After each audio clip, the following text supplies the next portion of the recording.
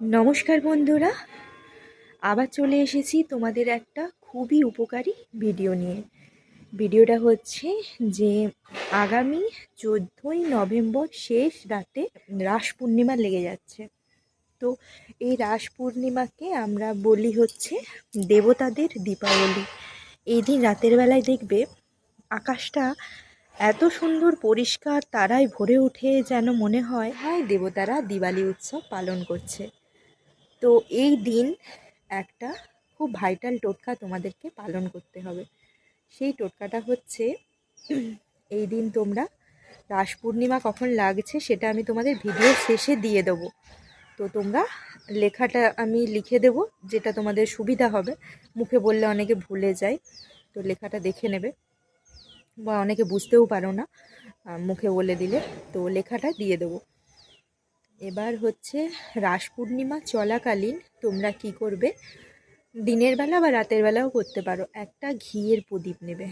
ঘিয়ের প্রদীপটা তোমাদের তুলসী মঞ্চে জ্বালাবে। আর এই দিন ভগবান মহাদেব হচ্ছে স্বয়ং কাশীতে আসেন।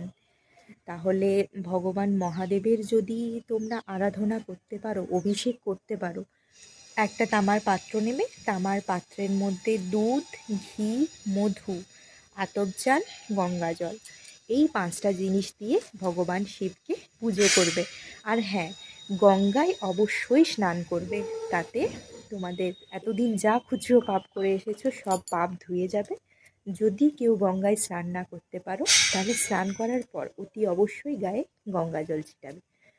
আর যেটা মেন কথা বলি সেটা হচ্ছে, ভগবান নারায়ণের পুজো এই দিন অতি অবশ্যই তোমরা করো।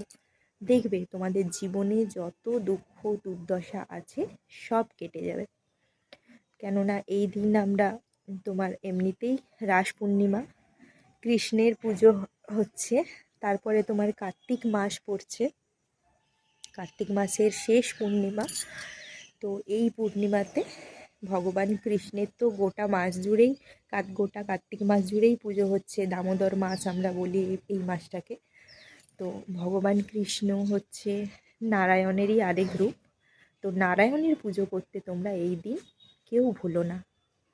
তো তোমাদের যা যা দুঃখ দুর্দশা আছে, সংসারে অশান্তি আছে, সব কেটে যাবে। মিলিয়ে নিও। আর সবাই এই কাজটা করো, কোনো পরিশ্রম হবে না, কোনো কষ্ট হবে না। তো ভিডিওটা কেমন লাগলো তোমরা অবশ্যই কমেন্ট করে জানিও। আমি কিন্তু এটা পালন করছি, তো তোমরা যদি পালন করে থাকো আমাকে কমেন্ট বক্সে জানিও। তো টাটা বন্ধুরা, দেখা হচ্ছে আবার নেক্সট ব্লগে।